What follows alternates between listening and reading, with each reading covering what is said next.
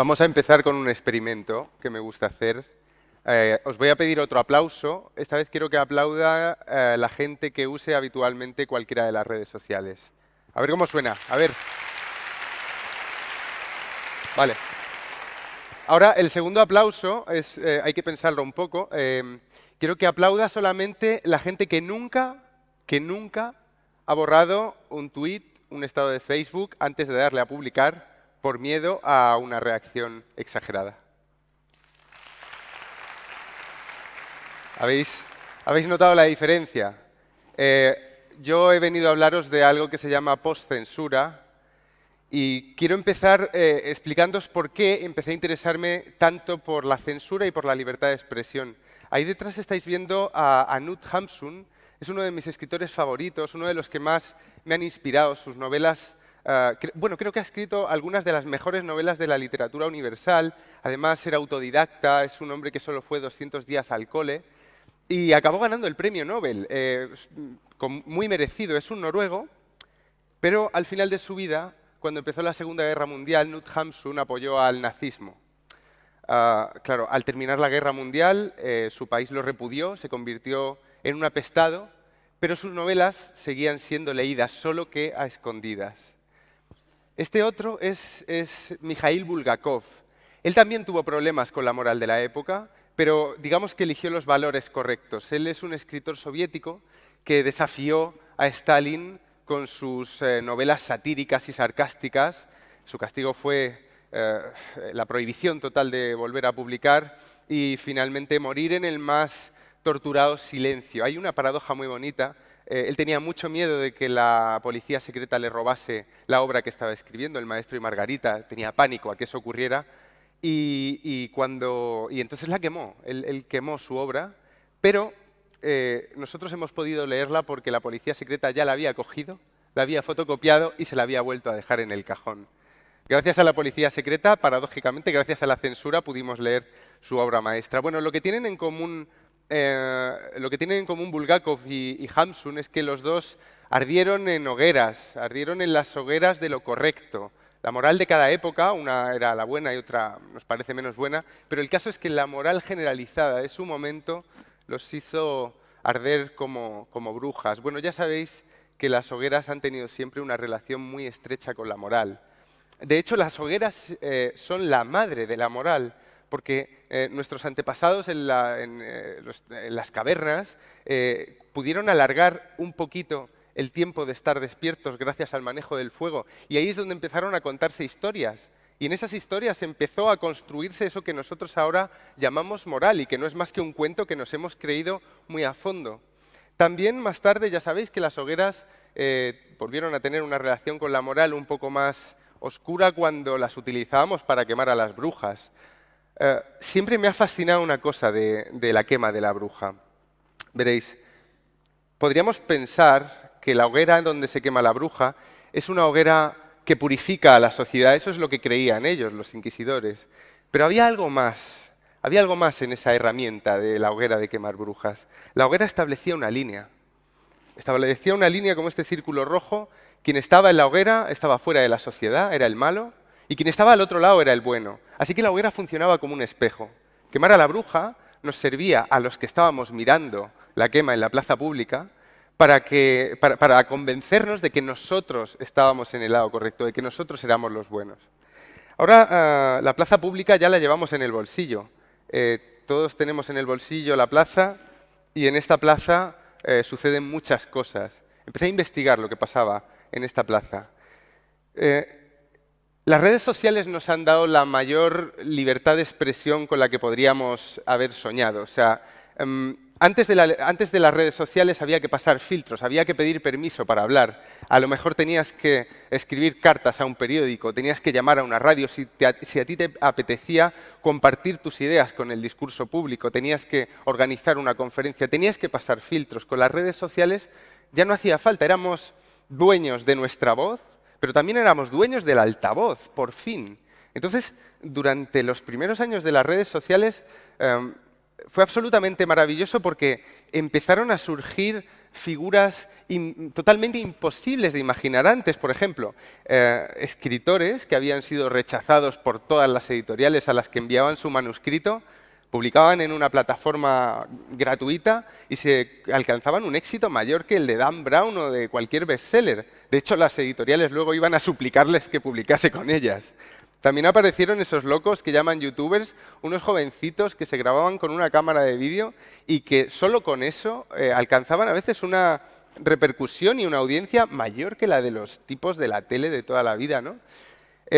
Esta libertad de expresión tan generalizada empezó a tener algunas consecuencias que los que no habéis aplaudido la segunda vez habéis sentido ya. Pasaron una serie de cosas antes. Mucha gente empezó a utilizar la libertad de expresión que le daban las redes para decir lo que pensaba realmente, y esto rompió un antiguo pacto social que se llamaba cortesía. A lo mejor el vecino del quinto con el que bajabas educadamente en el ascensor y le decías, bueno, pues parece que hace buen tiempo, y él te decía, sí, hace un día bastante bueno. Cuando llegaba a su casa empezaba a tuitear pues, que había que quemar a los negros, que había que quemar a las mujeres, que, bueno, en fin, empezaba a soltar lo que tenía dentro. Y esto producía una automática violencia social. También había mucha gente que utilizaba las redes sociales para divertirse. Había gente que usaba Twitter para contar chistes que no se atrevería a contar a lo mejor delante de su madre. Yo era uno de ellos. Yo no lo voy a contar aquí en público, pero he puesto auténticas barbaridades en la red antes de que la red cambiara de forma. Y aquí tenemos a Cassandra Vera, que los que estáis aquí seguro que la conocéis. Es una chica transexual que, mientras era estudiante en la universidad, había tuiteado unos chistes bastante, bueno, unos chistes sobre Carrero Blanco, unos chistes sobre un malo de la película. Y después de que ella tuitease tranquilamente, ella, bueno, se relacionaba con gente que tuiteaba como ella, el poder empezó a tomar algunas medidas para limitar esta libertad de expresión que al poder siempre le ha asustado. Ella fue víctima de la censura. El artículo 558 de nuestro Código Penal en España persigue algo que llama apología del terrorismo, pero que es muy sutil, ¿no? Porque esto de la apología siempre depende más de quien está escuchando que de quien dice algo, ¿no? El juez consideró que había apología y Cassandra Vera se encontró con la censura vertical. La censura vertical, la censura de toda la vida, la censura de Franco, la censura es algo que baja como una guadaña encima de la cabeza del que ha dicho algo que el poder o la moral dominante no consideran que no quieren que se diga. Pero yo estoy hablando de post-censura. Y vosotros, los que no habéis aplaudido la segunda vez, no tenéis miedo, supongo, antes de tuitear, cuando borráis ese tuit o ese estado de Facebook, no tenéis miedo a que venga la policía a poneros una multa. No tenéis miedo de eso. Tenéis miedo de vosotros mismos, de los que estamos aquí, de nosotros. Tenéis miedo de que un desconocido venga y os diga que sois machistas o rojos o fachas. Tenéis miedo de montar un lío porque vuestras palabras se malinterpreten. Tenéis miedo no del poder, sino de un poder extraño que todavía no sabemos percibir, que no tiene cabeza, que no tiene cuerpo, que es como una especie de nube que se ha sumido sobre nosotros. Tenéis miedo porque habéis sabido que hay linchamientos digitales constantemente. Tenéis miedo porque no queréis veros en uno de los titulares de prensa que van a pasar por detrás de mí. Tenéis miedo porque no queréis ser ese que está en la hoguera y del que todos se están riendo un día en la red social. Tenéis miedo porque no queréis que por un tuit os despidan del trabajo después de una reacción masiva. Tenéis miedo, en fin, de lo que a mí me hizo empezar a investigar qué estaba pasando aquí. ¿Por qué la libertad de expresión maravillosa, la libertad de expresión total que habíamos alcanzado con las redes sociales, nos estaba produciendo esta reacción alérgica? Y investigué a las víctimas de los linchamientos, sobre todo de los muy sonados, como el que estáis viendo aquí detrás de mí. Piden la retirada de un libro infantil por incitar por machismo y por incitar al acoso escolar. Bien, cuando yo leí estos titulares, inmediatamente pensé, tengo que leer este libro. ¿Cómo es posible que haya un libro por ahí para niños que defienda el bullying y el acoso escolar? Y rápidamente me compré el libro en una librería. El libro se llamaba 75 consejos para sobrevivir al colegio. Es posible que ahora a algunos de aquí ya os vaya sonando, porque estuvo en el centro de un linchamiento en verano de 2006 de proporciones espectaculares. Todo empezó con una tuitera muy jovencita que había cogido el libro, había leído un par de frases fuera de contexto. Es un libro que tiene consejos, pero que son en realidad anticonsejos. Es un libro muy irónico para niños.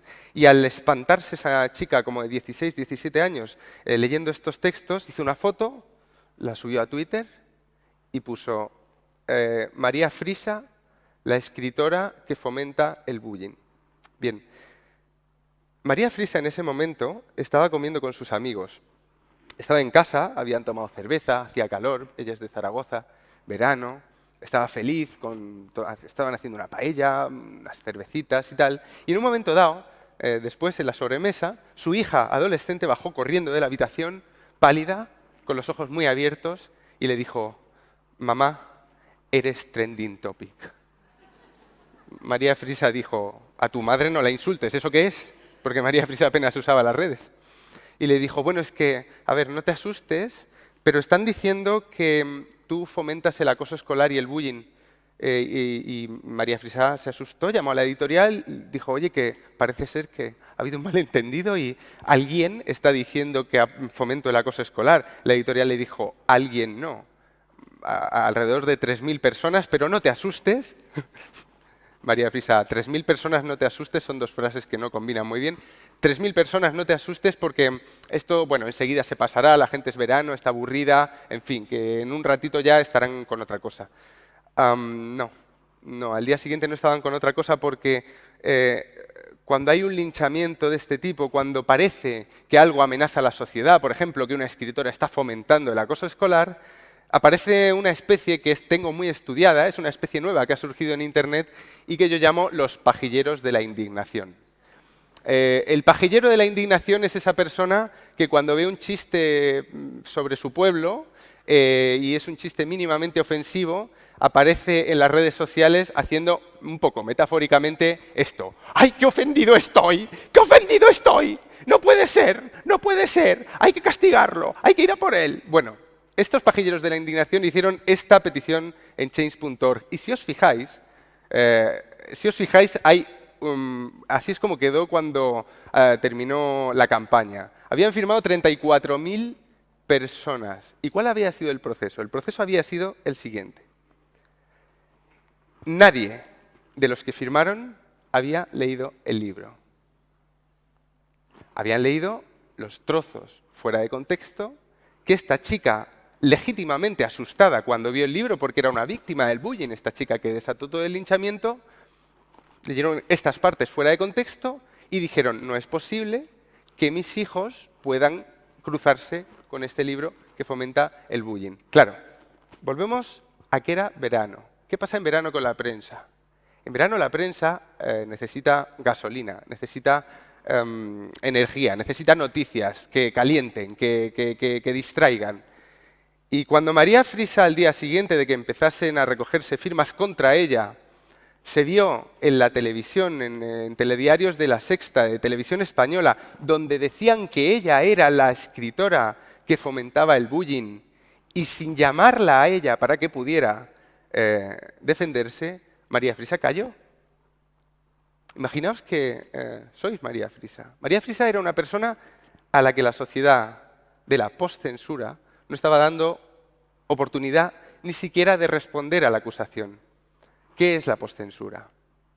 ¿Qué es la postcensura? La postcensura es un titular como este. Cuando la editorial felizmente no quiso retirar el libro porque sabían que la acusación era injusta por mucho que 35.000 personas firmasen, los medios estaban como enfadados. El libro infantil acusado de incitar al bullying y al machismo seguirá en las librerías.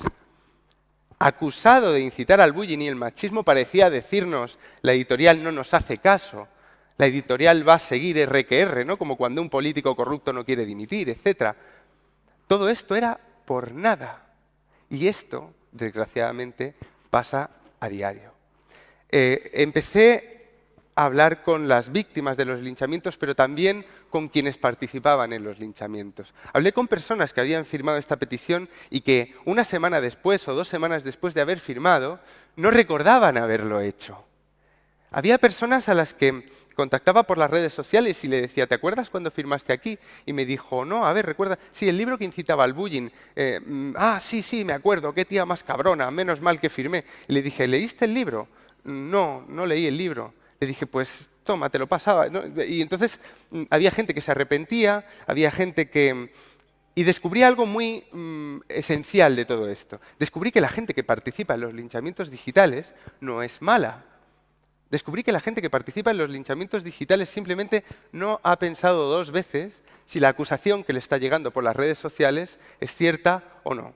Bien, nunca pensé que las víctimas de los linchamientos serían lo que menos me preocupa de todo este asunto de la postcensura.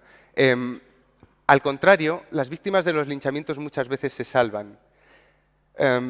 Pero lo grave de este ambiente violento en el que cualquier frase fuera de contexto de cualquier persona, no tiene que ser un escritor, de cualquier tuitero, de cualquier, en fin, trabajador que tiene una mala tarde y le grita a la tele por Twitter, cuando este ambiente es tan opresivo, cuando empezamos a tener miedo de nuestra propia libertad, lo que acaba ocurriendo es que nos callamos, borramos antes, titubeamos a la hora de compartir la idea que teníamos y además empezamos a permitir que el poder achique nuestra libertad de expresión. Estamos en un fenómeno muy preocupante. Lo que llamo postcensura es mucha gente legítimamente ofendida, trazando líneas en el suelo y diciendo, sí, libertad, pero con un límite. ¿Dónde está el límite? Para mí, aquí. Soy feminista, cero machismo, cero bromas de machismo. ¿Para ti dónde está? Yo soy católico. Para mí el límite está aquí. Cero bromas con la Virgen. ¿Y para usted? No. Yo no soporto que se metan con mi región. Yo soy andaluz. Así que aquí, y así que aquí, y así que aquí, y así que aquí. Y cada vez habrá más gente que no aplauda la segunda vez. Porque cada vez conoceremos más casos en los que, por decir cualquier cosa, o por una malinterpretación de lo que hemos dicho, como le pasó a María Frisa, alguien ha perdido el trabajo, o alguien ha pasado una muy mala semana, o alguien ha sido desautorizado por sus jefes. Tengo detrás todo el rato ahora a George Orwell, y no es por 1984, porque esto no se parece a 1984. George Orwell es uno de mis ejemplos más inspiradores en el activismo por la libertad de expresión. Él dijo, si la gente está interesada en la libertad de expresión, habrá libertad de expresión aunque las leyes la prohíban. En cambio, añado yo, si la gente deja de estar interesada en la libertad de expresión, si dejamos de querer vivir en libertad de expresión, dejará de haber libertad de expresión, aunque las leyes la permitan. No lo permitamos nosotros. Gracias.